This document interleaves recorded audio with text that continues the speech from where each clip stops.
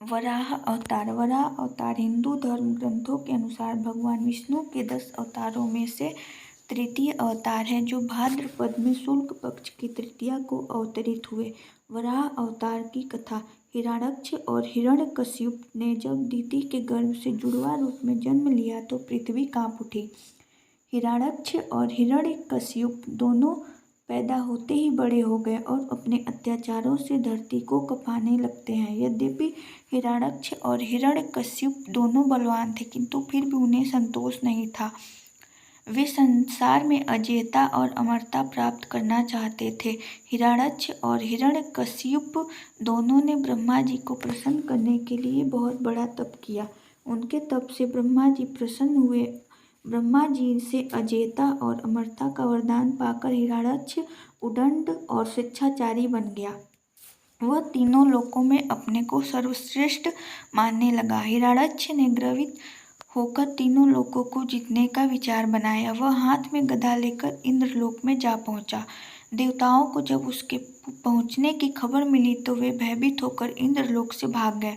देखते ही देखते समस्त इंद्रलोक हिरण्याक्ष का अधिकार स्थापित हो गया। जब इंद्रलोक में युद्ध करने के लिए कोई नहीं मिला तो हिरण्याक्ष वरुण की राजधानी विभावरी नगरी में जा पहुंचा। वरुण ने बड़े शांत भाव से कहा, तुम महान योद्धा और शूरवीर हो, तुमसे युद्ध करने के लिए मेरे पास शौर्य कहाँ। तीनों लोकों में भगवान विष्णु को छोड़कर कोई भी ऐसा नहीं जो तुमसे युद्ध कर सके, अतः उन्हीं के पास जाओ, वे ही तुम्हारी युद्ध पिपासा शांत करेंगे।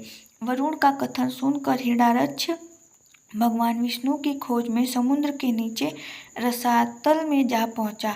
रसातल में पहुंचकर उसने एक विस्मयजनक दृश्य देखा। उसने देखा एक वराह अपने दांतों के ऊपर धरती को उठाए हुए चला जा रहा है। हिरण्याक्ष वराह को लक्ष्य करके बोला, तुम अवश्य ही भगवान विष्णु हो। धरती को रसातल से कहाँ लिए जा रहे हो? यह धरती तो दैत्यों के उपभोग की वस्तु है, इसे रख दो। तुम अनेक बार देवताओं के कल्याण के लिए दैत्यों को छल चुके हो, आज तुम मुझे छल नहीं सकोगे। फिर भी भगवान विष्णु शांत ही रहे। उनके मन में रंच मात्र भी क्रोध पैदा नहीं हुआ। वे वराह के रूप में अपने दांतों पर धरती को लिए हुए आगे बढ़ते रहे। हिरण्याक्ष भगवान वराह रूपी विष्णु के पीछे लग गया। उन्होंने रसातल से बाहर निकलकर धरती को समुद्र के ऊपर स्थापित कर दिया। हिरण्याक्ष उनके पीछे लगा हुआ था, अपने वचन बाणों से उनके हृदय को भेद रहा था। भगवान विष्णु ने धरती को स्थापित करने के पश्चात हिरण्याक्ष की ओर ध्यान दिया। उन्होंने हिरण्याक्ष की ओर देखते हुए कहा, तुम तो बड़े बलवान हो। बलवान लोग कहते नहीं है, करके दिखाते हैं। तुम तो केवल प्रलाप कर रहे हो। मैं तुम्हारे सामने खड़ा हूँ, तुम क्यों नहीं मुझ पर आक्रमण करते? बढ़ो आगे, मुझ पर आक्रमण करो। हिरण्याक्ष की रगों में बिजली दौड़ गई। वह हाथ में गदा लेकर भगवान विष्णु पर टूट पड़ा।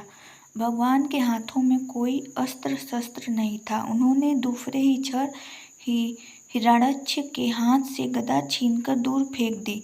हिरण्याक्ष क्रोध से उन्मत्त हो उठा। वह हाथ में त्रिशूल लेकर भगवान विष्णु की ओर झपटा। भगवान विष्णु ने शीघ्र ही सुदर्शन का आह्वान किया। चक्र उनके हाथों में आ गया। उन्होंने अपने चक्र से हिरण्याक्ष के टुकड़े टुकड़े कर दिए। भगवान विष्णु के हाथ मारे जाने के कारण हिरण्याक्ष वैकुंठ में चला गया।